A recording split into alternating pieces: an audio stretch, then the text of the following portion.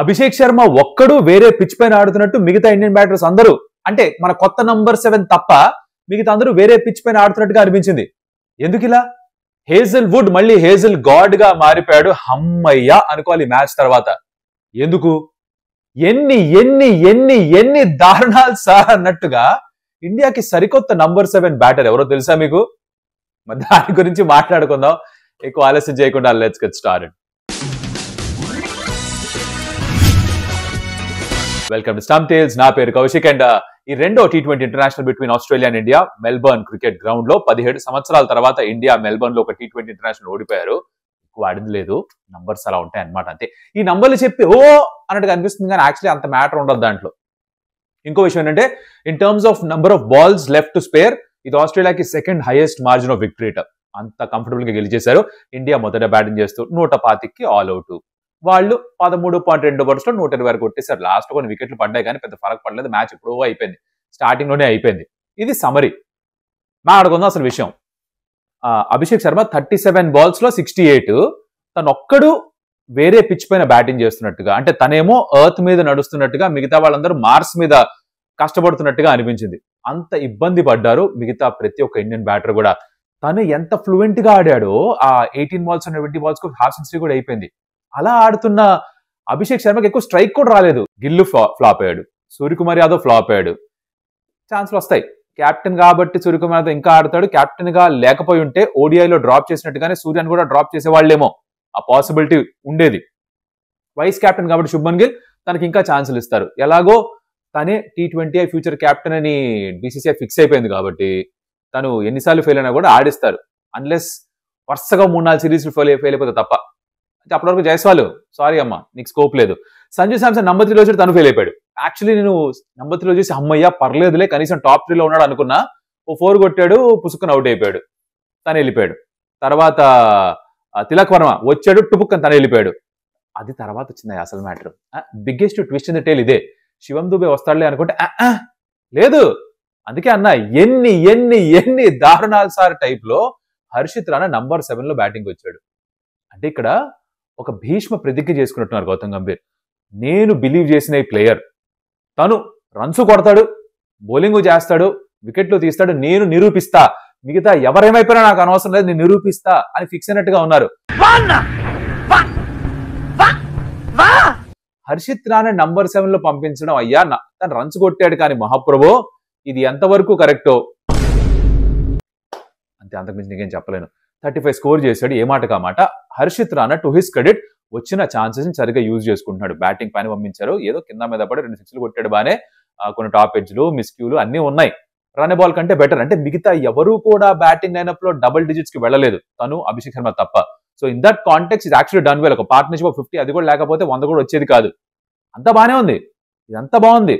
కానీ మరి నంబర్ 7 లో పంపించాలా హర్షిత్ రాణాని just to prove a point. ఇప్పుడు ఇది ఎలా ఉంది తెలుసా, కొంతమంది తెలుగు సినిమాలో హీరోలు ఉన్నారు, పెద్దగా టాలెంట్ లేకపోయినా కూడా రుద్ది రుద్ది రుద్ది రుద్ది సినిమాలు తీసి తీసి తీసి వాళ్ళతోటి వాళ్ళ సినిమాలు మనం చూసేలా చేస్తారు. ఎవరో మీకు తెలుసు, తెలిస్తే కమెంట్ చేయండి. ఏంటి నీకు ఎందుకు ఇవన్నీ, ఎందుకు అలా? అలాగే ఇక్కడ హర్షిత్ రాణా కూడా రుద్ది రుద్ది రుద్ది అలవాటు చేయాలని చూస్తున్నట్టుగా అనిపిస్తుంది ఇండియన్ టీంకి. తన తప్పు లేదు, సెలెక్ట్ చేశారు, సెలెక్ట్ చేస్తే తను ఆడతాడు.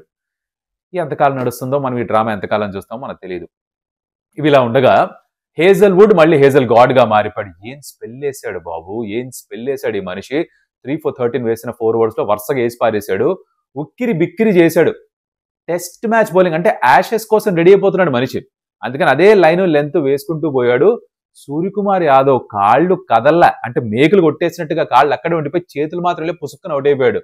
తిలక్ వర్మ అదేదో ఇగో మ్యాచ్ ఓడిపోయింది నాకు బాధ లేదు, ఎందుకంటే బయలాటరల్ సిరీస్ లో ఇలా ఆడుతూనే ఉండాలి, కొన్ని గెలుస్తారు కొన్ని ఓడిపోతారు. That's why you understand what your strengths are, what your weaknesses are. Overall గా రిజల్ట్ మీద నాకు పెద్ద ఇదేమీ లేదు, ప్రతి మ్యాచ్ గెలవాలి ఇండియా అని అనుకునే టైప్ కాదు నేను. You will lose games, that's part and parcel of the journey. But out అయిన తిలక్ వర్మ షార్ట్ ఆడాడు, అలానే ఆడతాడు. So again you get runs by that way, you also get dismiss in the same fashion. అలానే out అయిపోయాడు. See you Paul అన్నాడు hazel would, తన్ని సాగనంపాడు. 3 wicket hall తీసుకున్నాడు. ఒకటే ఏమిటి ఊరట ఇండియన్ టీం కంటే, ఈ మ్యాచ్ తర్వాత హేజల్ వుడ్ ఇక T20 సిరీస్ ఆడట. నిజమా అల్లుడు?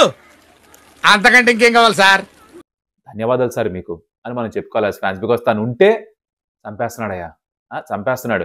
ఆర్సీబీ వాళ్ళు కాల్ ఎగరేస్తారు మోడే అని చెప్పేసి, కానీ ఆస్ట్రేలియాకి ఆడుతున్నప్పుడు కూడా కుదరదుగా మనకు. అలా ఈజల్ గాడే అద్భుతమైన బౌలింగ్ వేసాడు. మళ్ళీ యాషెస్ లో చూస్తాం సార్ మిమ్మల్ని. We will cheer for you, but in Ashes we will cheer for you. Thank you very much. మీరు వెనక్కి రెస్ట్ తీసుకుంటున్నారు. దీని తర్వాత వెళ్ళేదో వాళ్ళ షెఫీల్డ్ షీల్డ్ గేమ్ ఆడుకుంటాడు, తర్వాత యాషెస్ కోసం రెడీ అవుతాట. హేజిల్వుడ్ ఉండడు. దట్ మీన్స్ థర్డ్ T20 అని ఇచ్చాను. ఇండియా కొంచెం పవర్ ప్లేలో సాయిరామ్ అనుకునే అవకాశం ఉంది. అభిషేక్ శర్మ సరే, మిగతా వాళ్ళు శుభ్మన్ గిల్ వీళ్ళంతా కొంచెం ఆ పైవాడిని వేడుకోవచ్చని నాకు అనిపిస్తోంది. అది ఇలా ఉండగా నెక్స్ట్ మాడుకోవాల్సిన విషయం, వాళ్ళు చేసి స్టార్ట్ అయింది. అంటే మనం 110 కాల్అౌట్ అయిపోయాం కదా, వాళ్ళు చేసి స్టార్ట్ అవ్వగానే మిచ్ మార్ష్ వచ్చాడు. తన ముద్దు పేరేంటి?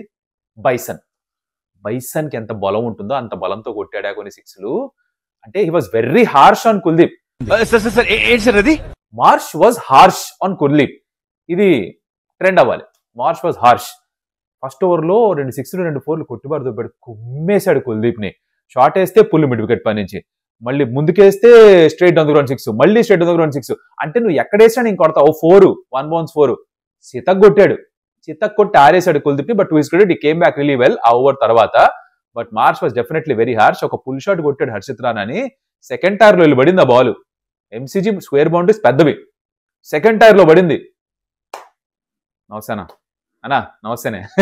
ఇలానే ఆడతారని తెలిసి వెళ్ళి 9 overs 80 90 కొట్టేశారు. మ్యాచ్ అప్పటికే అయిపోయింది. తర్వాత కొంచెం ఇంట్రెస్టింగ్ గా మారింది. ఎందుకు అంటే కొన్ని వికెట్లు పడ్డాయి.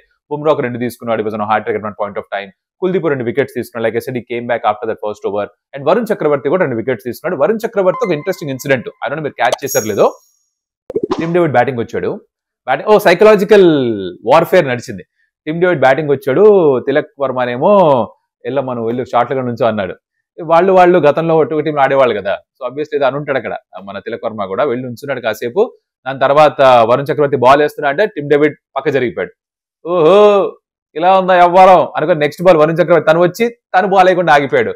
సరే ఇలా నడుస్తూ ఉంటుంది. Next ball single. అరే ఏం పెద్ద జరగలేదు, ఫైర్ వర్క్స్ వెళ్ళలేదు అనుకున్నాం. కానీ అదే స్పెల్లో మనోడు అలా డిఫెన్స్ ఆడదాం అనుకుంటే బాల్ డుమ్మని బెలూన్ అయి వరుణ్ చక్రవర్తి చేతిలో క్యాచ్. ఈ సైకలాజికల్ వార్ఫేర్ వరుణ్ చక్రవర్తి గెలిచాడు. అంతవరకు బాగుంది. సో ఇది ఒక ఇంట్రెస్టింగ్ ఆస్పెక్ట్. అంటే ఇలాంటి బోరింగ్ మ్యాచ్లో, డల్ మ్యాచ్లో మనం వెతుక్కోవాలిగా ఏమున్నాయి మాట్లాడుకోవడానికని. అలాంటివి దొరికాయి నాకు. సో మెయిన్ పాయింట్స్ ఏంటమ్మా, అభిషేక్ శర్మ తను ఎర్త్ మీద బ్యాటింగ్ చేస్తుంటే మిగతా మార్స్ మీద బ్యాటింగ్ చేశారు. 2 నంబర్ 7 దొరికాడు ఇండియా, కొత్త నంబర్ 7. ఇంకా నెమ్మదిగా నంబర్ 6 నంబర్ 5 ఓపెన్ కూడా చేస్తాడేమో. ఆ రోజు కూడా చూస్తామేమో మనం, పాసిబిలిటీ ఉందనిపిస్తోంది. తర్వాత మార్ష్ వాజ్ వెరీ హార్ష్ అమ్మా, very harsh on Kuldeep. Varun Chakravarthy psychological warfare. ఇవి జరిగాయి. ఇంతకు మించి పెద్దగా ఏమీ లేదు ఆడుకోవడానికి. నెక్స్ట్ T20 ఇంటర్నేషనల్ కూడా హర్షదీప్ ఆడే సూచన నాకు అనిపించట్లా. తను ఆడితే ఐల్ బి రియలీ సర్ప్రైజ్డ్. ఏం తప్పు చేయలేదు హర్షదీప్, కానీ హర్షిత్ రానానే ఆడతాడు. 35 కూడా కొట్టాడుగా ఇప్పుడు. హర్షిత్ రానానే ఆడతాడు. 27 రన్లు ఇచ్చాడు 2 overs. హర్షిత్ రానానే ఆడతాడు. హర్షదీప్ బ్యాటింగ్ ఇంప్రూవ్ చేసుకోవాలేమో ఇప్పుడు. బ్యాటింగ్ కోచ్తో వెళ్ళి సితాంశు కోటక్ గారితో కాస్త టైం గడిపి కొంచెం బ్యాటింగ్ ఇంప్రూవ్ చేసుకొని కొన్ని బౌండరీస్ ఇచ్చిన కొట్టగలని నిరూపిస్తే అప్పుడు కరుణిస్తారేమో, తనగా అవకాశం ఇస్తారేమో. పవర్ ప్లేలో అందరికంటే ఎక్కువ వికెట్స్ ఉన్నాయి హర్షదీప్ సింగ్ కి. డెత్ ఓవర్స్ లో అందరికంటే ఎక్కువ వికెట్స్ ఉన్నాయి హర్షదీప్ కి. 40కి పైగా వికెట్స్ ఉన్నాయి both phases, power play and death overs. Is a champion bowler. అలాంటి బౌలర్ని బయట పెడుతున్నారు Indian team. This will hurt Indian team at some point of time. ఇప్పుడు పర్లేదు, ఇప్పుడు వేరే వాళ్ళని ట్రై చేస్తాం, వరల్డ్ కప్ వచ్చినప్పుడు ఆడేస్తాం అంటే మ్యాచ్ ప్రాక్టీస్ లేకుండా డైరెక్ట్ గా వచ్చి పెద్ద టోర్నమెంట్ లో వేయమంటే కష్టం అవుతుంది తనకు కూడా.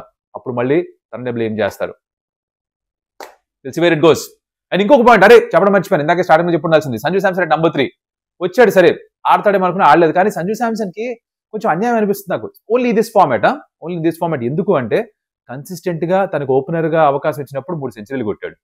గిల్లు వచ్చాడని చెప్పి తీసి దొబ్బారు అక్కడి నుంచి. నంబర్ 5 నంబర్ 6 ఆడుకున్నారు.